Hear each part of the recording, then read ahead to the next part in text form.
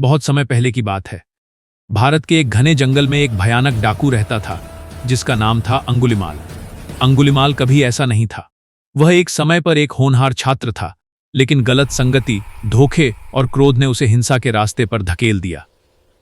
धीरे धीरे वह इतना क्रूर बन गया कि लोगों की हत्या करने लगा। हर हत्या के बाद वह एक उंगली काटकर अपनी माला में जोड़ लेता था। इसी वजह से लोग उसे अंगुलिमाल डाकू कहने लगे। जंगल से गुजरने वाला हर व्यक्ति उसके नाम से कांप उठता था। गांव के गांव उजड़ चुके थे। लोग अपने बच्चों को बाहर भेज। उसी समय भगवान गौतम बुद्ध को इस डाकू के बारे में पता चला। सब लोग बुद्ध से बोले, उस जंगल में मत जाइए, वह बहुत खतरनाक है। लेकिन बुद्ध शांत मुस्कान के साथ बोले, जहां अंधकार है वहां प्रकाश का जाना आवश्यक है। और एक दिन भगवान बुद्ध अकेले ही उसी जंगल की ओर चल पड़े। जैसे ही अंगुलिमाल ने उन्हें देखा, उसकी आंखों में क्रोध भर गया। उसने तलवार उठाई और बुद्ध की ओर दौड़ पड़ा।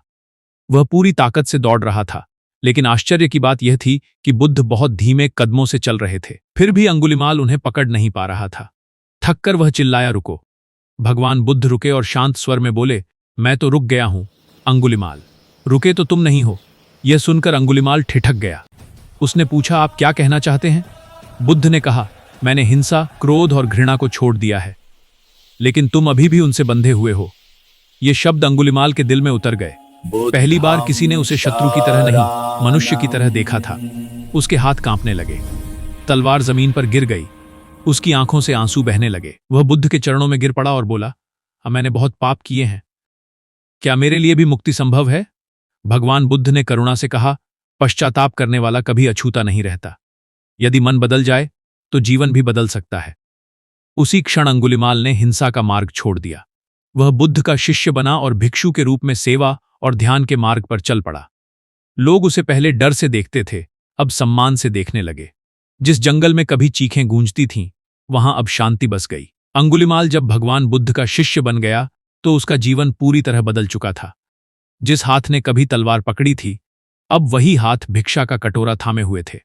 भगवान बुद्ध ने उसे भिक्षु का वस्त्र पहनाया और ध्यान, संयम और करुणा का मार्ग सिखाया। लेकिन अंगुलिमाल के लिए यह रास्ता आसान नहीं था। जब वह गांव में भिक्षा मांगने जाता तो लोग उसे पहचान लेते। कुछ लोग डर जाते, कुछ गुस्से में पत्थर फेंक देते। कई बार उसका शरीर घायल हो जाता, लेकिन वह चुपचाप सब सह लेता। एक दिन वह घायल अवस्था में भगवान बुद्ध के पास पहुंचा। बुद्ध ने उसे देखकर पूछा, दुख हो रहा है? अंगुलिमाल ने शांत स्वर में कहा, नहीं भगवान, यह तो मेरे पुराने कर्मों का फल है। अब मैं इसे शांति से स्वीकार करता हूं। यह सुनकर भगवान बुद्ध की आंखों में करुणा भर आई। समय बीतता गया। अंगुलिमाल ध्यान में गहरा उतरने लगा। उसका मन शांत होने लगा।